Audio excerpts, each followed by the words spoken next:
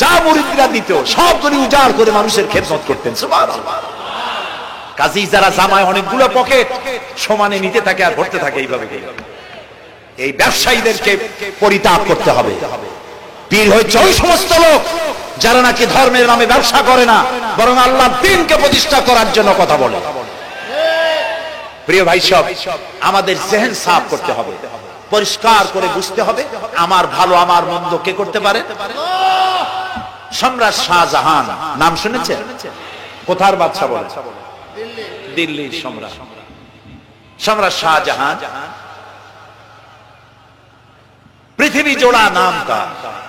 কবি বলছেন, শাহনে জাহাं को जिन्हें फख्र से देते थे बाज, वाज कब्र में है सूरह अलहम्दु की मोहताज। যে শাহজাহানকে কর দিয়া ট্যাক্স দিতে পারলে জনগণ নিজেদেরকে গৌরবান্বিত বলে মনে করত, সেই শাহজাহান কবরে শুয়ে আছে সূরা ফাতিহার মুহতাজ হয়ে আছে। সুবহানাল্লাহ। যদি কেউ আমার কবরের কাছ থেকে হেঁটে যাইতো আর একটু সূরা ইখলাস পড়ে সবরেসানি করতে, আমি কিছু পাইতাম। আরে এই এতিম ফকির হয়ে শুয়ে আছে।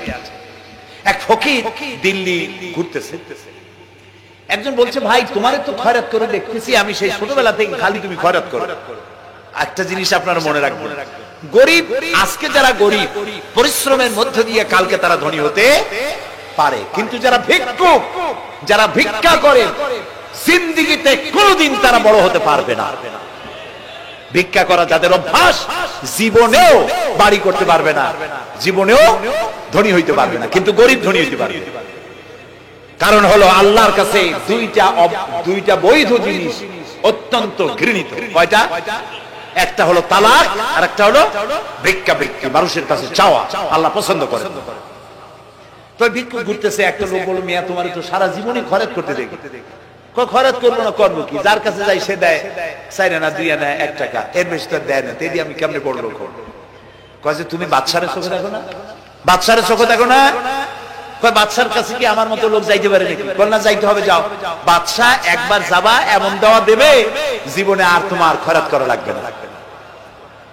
পাতি শিয়ালের পিছনে ঘুরে তো লাভ নাই। পাতি শিয়ালে খায় মুরগি, তোমার একটা ঠ্যাং দেবে, দাঁতের খেলালের কাজ হবে না। বাঘের পিছনে ঘোরো, বাঘে খায় গরু আর হরিণ, একটা রান দিলে তুমি 1 সপ্তাহ খাইতে পারবে। কাজে ঘুরতে গিয়েও বোঝা উচিত কার সাথে ঘুরতে।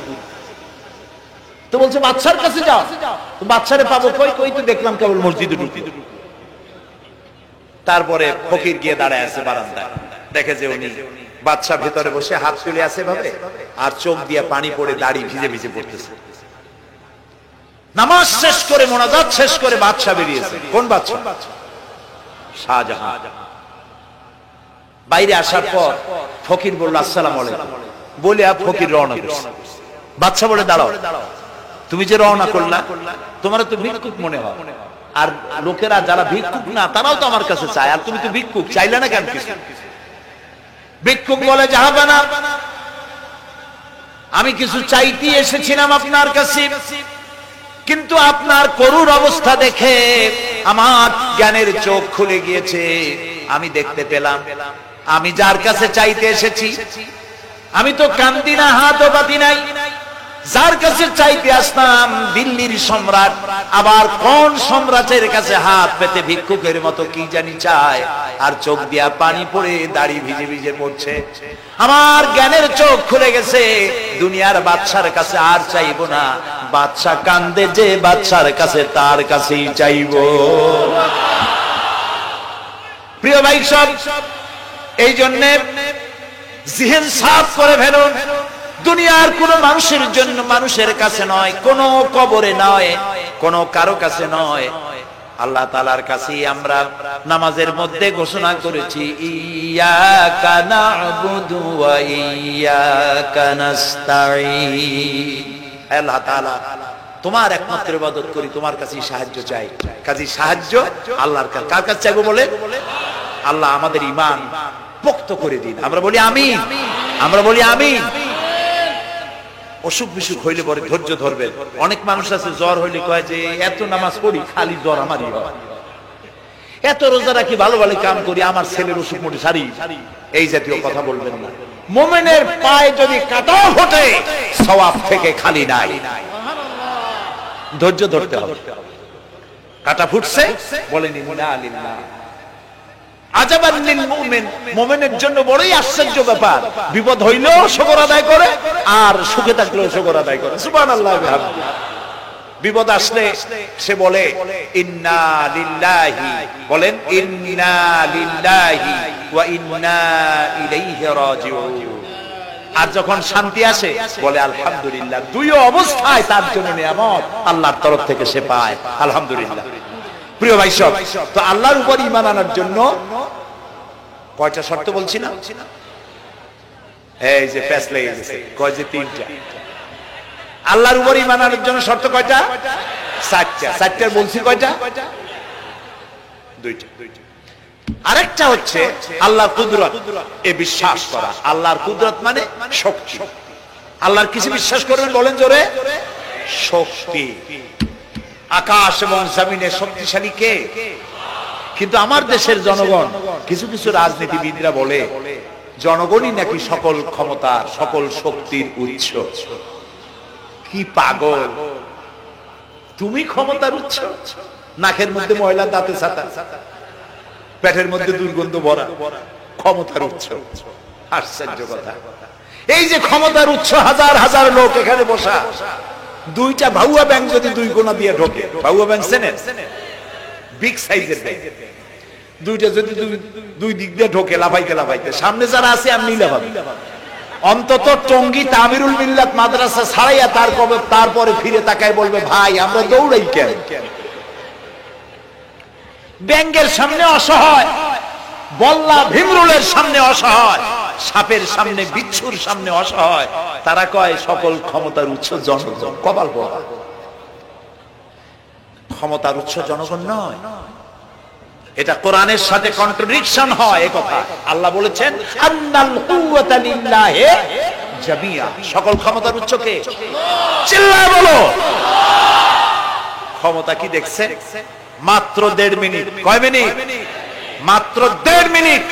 আল্লাহ বলেছেন কোন, সাথে সাথে তামিলনাড়ু, মালয়েশিয়া, ইন্দোনেশিয়া, থাইল্যান্ড, মালদ্বীপ, শ্রীলঙ্কা 2 লক্ষ লোক শেষ, 1 লক্ষের খোঁজ নাই। সমুদ্রের পানি 33 ফিট উঁচু হয়ে এসেছে। সুবহানাল্লাহ কই দিচ্ছে করে না? বিজ্ঞানীরা বলেছেন ভারত মহাসাগরের তলদেশে ফাটল ধরেছে, ওর কয়েক কিলোমিটার নিচে ভূমিকম্পের উৎপত্তি হয়েছে। ভারত মহাসাগরের পানি 3 হাত না 4 হাত? কত কিলোমিটার আল্লাহ জানে। এই কয়েক কিলোমিটার নিচে যে মাটি, সেই মাটিরও কয়েক কিলোমিটার নিচে ভূমিকম্পের উৎপত্তি। এখান থেকে ভূমির কম্পন হয়েছে। সেই ভূমিকম্পে সমস্ত মহাসাগরের মধ্যে, ভারত মহাসাগরের মধ্যে জলকম্পন শুরু হয়েছে। পানির কম্পন, মাটির কম্পন একসাথে। 33 ফিট উঁচা, মানে 4 তলা বিল্ডিং এর মতো উঁচু হয়ে আসছে। 4 তলা পরিমাণ উঁচু হয়ে পানি চলে আসছে। বাড়ি গাড়ি সব কিছু খড় কুটার ন্যায় সব উড়িয়ে দিয়েছে। এগুলোর কপাল পোড়া নাস্তিক যেগুলি, তারা বলে প্রাকৃতিক দুর্যোগ। ওর বাপের মাথা। আচ্ছা, প্রাকৃতিক দুর্যোগ, প্রকৃতি কি? কোন জন্তুর নাম? প্রকৃতি কোন জন্তু, জানোয়ারের নাম? প্রকৃতি নিজে চলে না কেউ তাকে চালায়?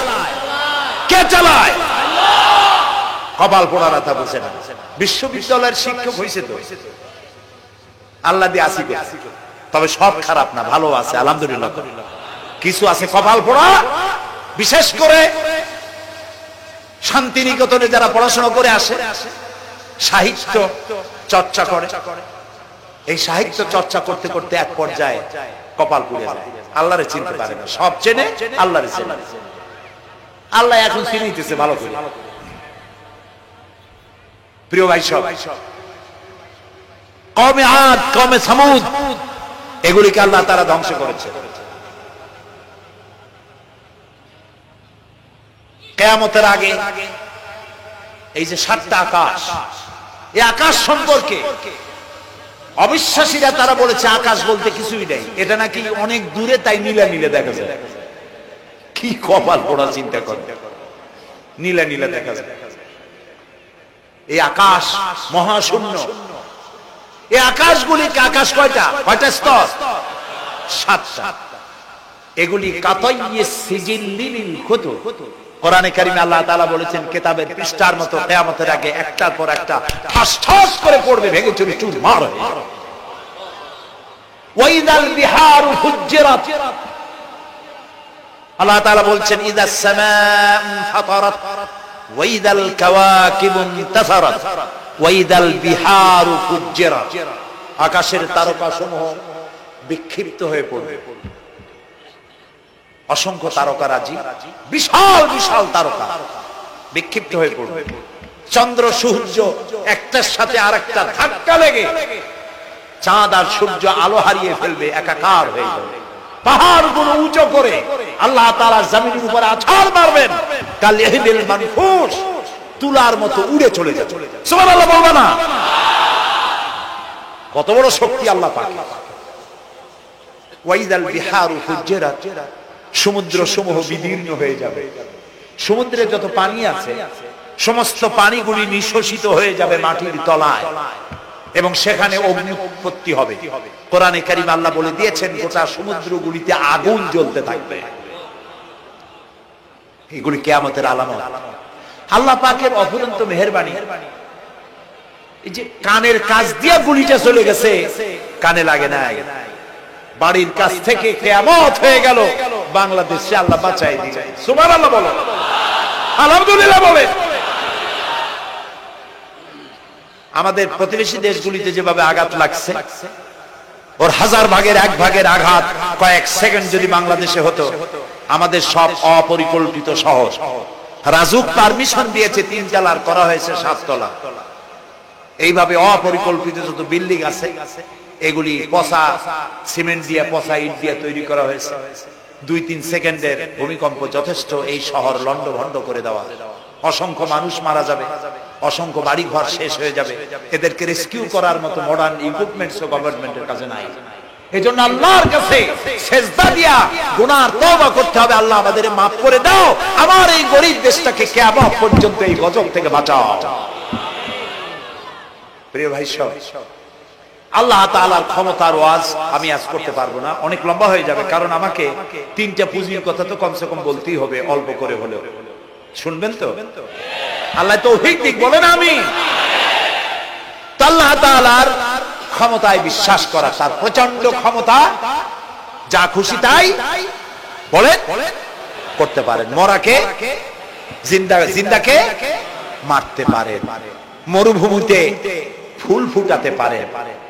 সুবহানাল্লাহ, যা খুশি তাই করতে পারে। এই শক্তি সহকারে আল্লাহকে বিশ্বাস করতে হবে। 4th নম্বরে আল্লাহর হুকুম এবং হাকাম, আদেশ নিষেধ। আমি আল্লাহরে বিশ্বাস করি, এই কথার কোনো দাম নাই যদি তার আদেশ না মানি। এই কথার কোনো দাম নাই যদি তার নিষেধকে আমি আমার জীবনে প্রত্যাহার না করে চলতে পারি। মুসলমান বলে দাবি করার কোনো মূল্য নেই। একদিকে নামাজ পড়ি, আর একদিকে ওজনে কম দেয়, খাদ্যে ভেজাল দেয়, বেপরদা করি, মিথ্যা কথা বলা হয়, ওজনে কম দেয়, খাদ্যে ভেজাল দেয়, জমিনের আইল ঠালে আমানতের খেয়ানত করে। আল্লাহর হুকুম মানা হলো না, রাসূলের আদেশ মানা হলো না। আল্লাহর উপর ঈমান আনার জন্য 4র্থ শর্ত হচ্ছে আল্লাহ যা বলেছেন মাথা নত করে মেনে নিতে হবে, বলতে হবে সামি'না ওয়া আতা'না। বলেন সামি'না ওয়া আতা'না, শুনলাম আর মেনে নিলাম। বলেন তো জোরে, শুনলাম আর মেনে নিলাম। সুবহানাল্লাহ বলেন। মুমিনেরা এই প্রশ্নই করবে না মদ হারাম কেন, মুমিনেরা এই প্রশ্নই করবে না জুয়া হারাম কেন, মুমিনেরা এই প্রশ্নই করবে না জিনা হারাম কেন। একটাই জবাব, মদ হারাম কেন? আল্লাহ হারাম করেছেন তাই হারাম। জিনা হারাম কেন? আমার আল্লাহ হারাম করেছেন তাই হারাম। জুয়া হারাম কেন? আমার আল্লাহ হারাম করেছেন তাই হারাম। কোন যুক্তি নাই। যুক্তির, আল্লাহর নিষিদ্ধ জিনিসে যুক্তি তালাশ করে কেবলমাত্র শয়তান। আল্লাহর আদেশ নিষেধে যুক্তি তালাশ করে কে? শয়তান। মুমিনের কাজ হলো সামি'না, বলেন, ওয়া আতা'না, শুনলাম আর মানলাম, বাস শেষ, কথা খালাস। এই গেল চারটি শর্ত পুরো হয়ে গেল। এই চারটি শর্ত যদি পূরণ করতে পারি তাহলে আল্লাহরে বিশ্বাস করছি এটা প্রমাণিত হবে, এটা জাস্টিফাই হবে, এটা সত্যতা প্রমাণ হবে যদি আল্লাহ হুকুম মতো। এক নম্বরে হলো, আমি আবার কথাটা প্যাকেট করে দিই যাতে করে আপনারা বাড়ি নিয়ে যাইতে পারেন। আল্লাহর উপরে ঈমান এনেছি, এই কথাটাকে কমপ্লিট করার জন্য শর্ত কয়টা? চারটা। এক নম্বরে আল্লাহর অস্তিত্বে বিশ্বাস, বলেন আল্লাহর অস্তিত্বে বিশ্বাস। দুই নম্বরে আল্লাহর গুণাবলীতে বিশ্বাস। তিন নম্বরে আল্লাহর ক্ষমতায় বিশ্বাস। চার নম্বরে আল্লাহর আদেশ এবং নিষেধে বিশ্বাস, মান্য করে চলা। আল্লাহ যেন এই তৌফিক আমাদের দেয়, বলেন আমিন। আল্লাহ রাব্বুল আলামিন দুনিয়ায় শান্তি, আখিরাতে জাহান্নাম থেকে মুক্তি দেওয়ার জন্য আল্লাহ পাক আমাদেরকে একটা ব্যবসার কথা বলেছেন। ওই ব্যবসায় পুঁজি কয়টা? বলেন, তিনটা পুঁজি। বলছি কয়টা? দেখেন যে কেমনি প্যাঁচ লাগে। বলছি মাত্র একটা, সে একটা ডাল বার করছি। এবার আসেন মূল পয়েন্ট। এবার দ্বিতীয় পয়েন্ট, রাসূলের প্রতি ঈমান। আমরা তো রাসূলের প্রতি ঈমান আনছি কিনা বলেন? রাসূলের প্রতি ঈমান এনেছি। আমাদের এই ঈমান যথেষ্ট নয়, কারণ আমাদের ঈমান হলো রবিউল আউয়াল মাসে ঈমান তাজা হয়, ঠিক না? ঠিক না? রবিউল আউয়াল মাস যখন আসে, ব্যানারটা নাই, শামিয়ানাটা নাই, রাস্তাগুলিতে ফ্ল্যাগ লাগাই আর আলোক সজ্জা করি। মন্ত্রীরা আসেন, নেতারা আসেন, সিরাতুন নবী মাহফিলে দাঁড়ায় বলেন নবীর আদর্শ অনুসরণ করা ছাড়া উপায় নাই। অথচ ওনার পা থেকে শুরু করে মাথা পর্যন্ত নবীর আদর্শ নাই। আবার এই নেতা রামকৃষ্ণ মিশনে, রামকৃষ্ণ পরমহংসদেব তার মঞ্চে গিয়ে বলেন রামকৃষ্ণের নীতি ছাড়া বিকল্প কিছুই নেই। আবার গৌতম বুদ্ধের জন্মবার্ষিকী উদযাপনের জন্য সেখানে গিয়ে বলেন গৌতম বুদ্ধের অহিংস নীতি অনুসরণ করা ছাড়া জাতির যোগীনাথ হওয়ার আর কোন পথ নেই। যেখানে যায় সেই জায়গার বুলি ধরে। রবিউল আউয়াল মাস আসতে বলেন, আলোক সজ্জা করে ইয়া নবী সালামু আলাইকা, ইয়া রাসূল সালামু আলাইকা। এরপরে গরম গরম জিলাপি রাসূলুল্লাহকে বুঝায় দেওয়া হলো, হে রাসূল আপনি তাকিয়ে দেখেন কত মহব্বত আপনারে করি।